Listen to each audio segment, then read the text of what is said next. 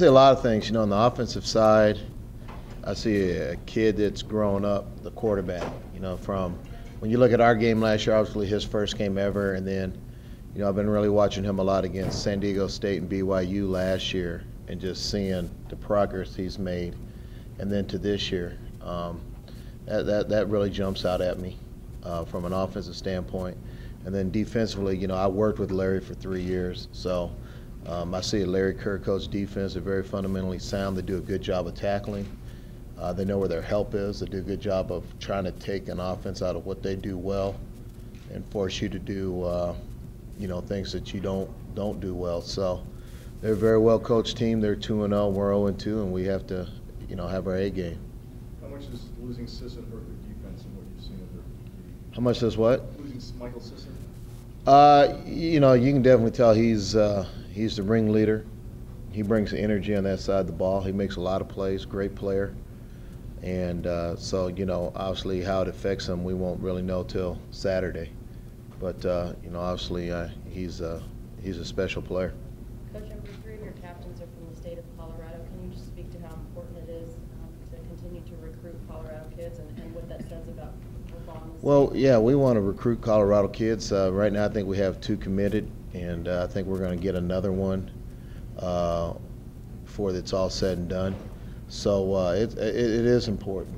It's the University of Colorado. Yet at the same time, it's got to be the right kid. It's got to be the kid that can come in here and help us. It's got to be a kid that wants to be a Buffalo. We're a transient state, so sometimes it's an in-state kid, but he's really not from here. And so I think if you look at the guys we have from Perk and John Major, excuse me, and Ryan Miller, those are all guys that kind of grew up Buff fans and grew up on Colorado football.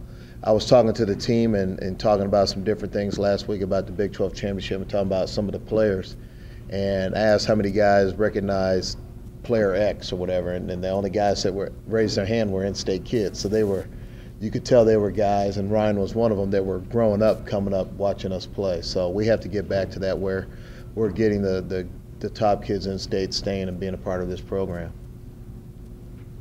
How has Richardson improved since you first saw him on film? He's a better route runner.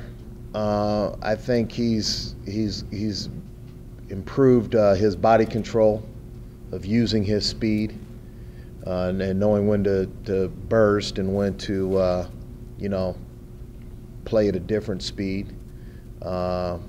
He's always been a good hand catcher, not a body catcher, so he's always been good with that. And just really understanding what defenses are trying to do and kind of understanding where he fits within the scheme of what we're trying to do from a passing standpoint. John, I heard you on the call. You said you might not know your offensive tackles until after Wednesday. Right. How does that uncertainty affect your preparation? To me, it doesn't. It doesn't really. I don't think affect me that much or affect our team, because in my mindset, it's kind of like in the NFL. Sometimes you don't know about guys until later in the week. The reason why it'll have to be later is because we'll see who can practice and then how they feel the next day after practice.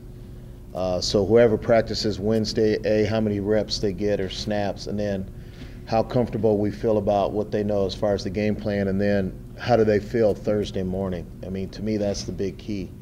So it doesn't, maybe other coaches would like to have, and I'm sure Coach Marshall would probably like to know sooner than later, but I'm okay, having to make that decision later in the week if necessary. You always talked about what you thought of Colorado growing up. What do you think of CSU's program when you were in third grade? Well, when you watched CSU, I always remember watching the Leon Fuller show on Sunday mornings. That Notre Dame, they'd have those shows on early in the morning. Those were the only things on TV back then. We didn't have cable. And so the thing I remember about CSU is the brawl they had with Wyoming, when they walked through the stands, and they were at Wyoming, and the brawl broke out going through the stands. I remember that and just thought that was kind of funny. But growing up, Colorado and Colorado State didn't really play each other. And I always thought that was kind of odd, because my family, originally being from Los Angeles, UCLA-USC football game was always a big day in our household. You sat down and watched it. And I thought it was kind of odd that Colorado didn't have that. So I think it's special that we play each other every year.